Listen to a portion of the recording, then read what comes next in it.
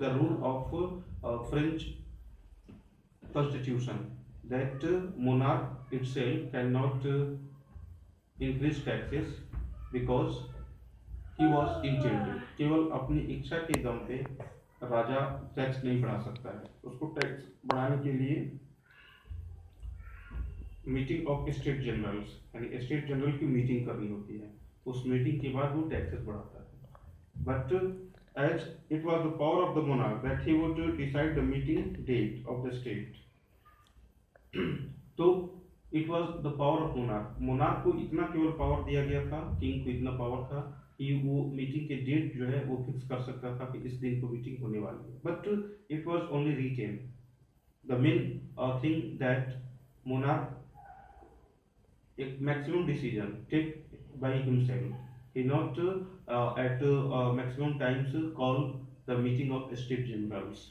So it was decided that the last time it was done, meeting was last time done in 1614. Well, now on 5th May 1789, Louis XVI called together an assembly of the state general. Why this meeting called, इस meeting को बुलाने का क्या cause था? इसके पीछे सबसे बड़ा कॉज ये था कि now it was for making a new constitution. अब फ्रांस के लिए एक नए कॉन्स्टिट्यूशन बनाने की शुरुआत थी. तो जैसा कि दो अलग अलग विचारधाराएं थी. What was the attitude of monarch? Monarch want that he will never sacrifice his privileges. वो ये नहीं चाहता था कि उससे कभी भी उसके अधिकार छीन लिया जाए, और पब्लिक ये नहीं चाहते थे कि उसे उसके अधिकार न मिले. दोनों के बीच में कुछ न कुछ डिफरेंसेस थे. एज वी नो, हम लोग जैसा जानते हैं, French society was divided into 3 states. French society first state, second state and third state. So first state and second state, as monarch came, he started that votes as a whole, that means first stage and second stage, both state as a major portion, so they have right and they have all privileges. वो उनका कहना ये था कि जैसे first state और second state हैं, तो ये दोनों चूंकि एज ए होल हैं, ये दो स्टेट हैं, दो मेंबर्स हैं, तो इनको वोट डालने का इनको एक यूनिट वोट माना जाए. जबकि थर्ड स्टेट के लोग का कहना था कि each member has one vote, प्रत्येक मेंबर को एक वोट डालने का अधिकार दिया जाए. तो यहीं पे प्रॉब्लम थी. प्रॉब्लम ये थी कि थर्ड स्टेट में वोटर्स की संख्या ज्यादा थी, जबकि first state and second state दोनों के मिला के केवल 300 वोटर्स होते थे, जबकि थर्ड स्टेट में इनसे दोगुने वोटर थे, 600 से अधिक वोटर थे. Right? So society was mainly divided into 3 classes. So all had to send equal representative. But where first और second class, अभी हमने बताया कि फर्स्ट और सेकंड क्लास जो थे वो 300 रिप्रेजेंटेटिव थे, और थर्ड स्टेट जो थे उनके अपने आप में 600 वोटर्स थे. One more provision there that peasants women, एक और चीज थी कि peasants women and artisans, these all among the three has no right to take part in voting system.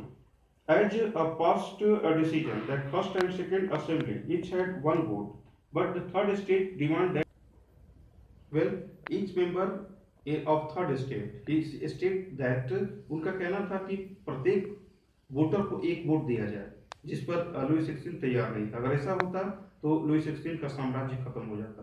तो उसने he decided that at any cost he will not give privileges to them. वो किसी भी कीमत पर सारे लोगों को एक वोट नहीं देना चाहता था. इसके बाद उन लोगों ने, जैसा कि Louis 16 did not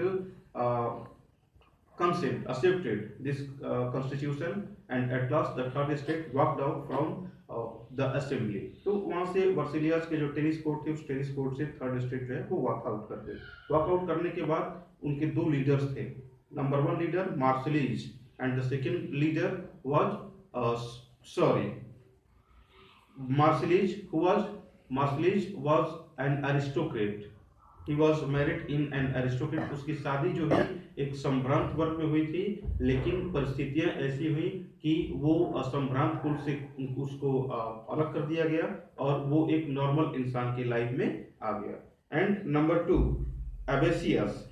एबेसियस was a priest, Abbe Sieyes था एक पुजारी था, तो he was a great scholar. Abbe Sieyes जो था वो एक महाविद्वान था और उसने एक very important book that is known as the third state, तो उसने थर्ड स्टेट नामक पुस्तक लिखी थी, जिसके बाद वो जितने भी आर्टिजन्स, वीमेन एंड अदर्स, तो उनके बीच वो काफी फेमस था।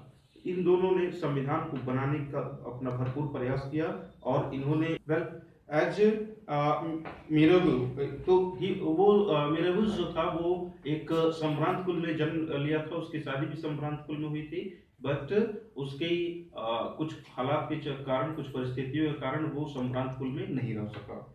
एबेसियस वाज ए प्रीस्ट, तो एबेसियस के द्वारा what is a third state ये लिखा गया था, right.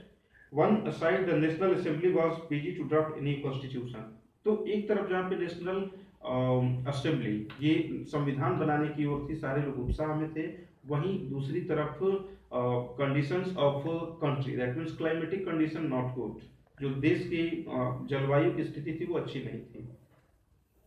It was too much severe cold, बहुत अधिक ठंड पड़ी थी, उस ठंड के कारण गेहूं की फसलें जो हैं वो उतनी अच्छी नहीं हुई थी, जिसके बाद महंगाई काफी अधिक बढ़ गई और ब्रेड्स बिकम वेरी कॉस्टली, लोगों को अनाज बहुत मुश्किल से मिलता था, वो उनको ब्रेड के लिए काफी लंबी लाइन लगानी पड़ती थी।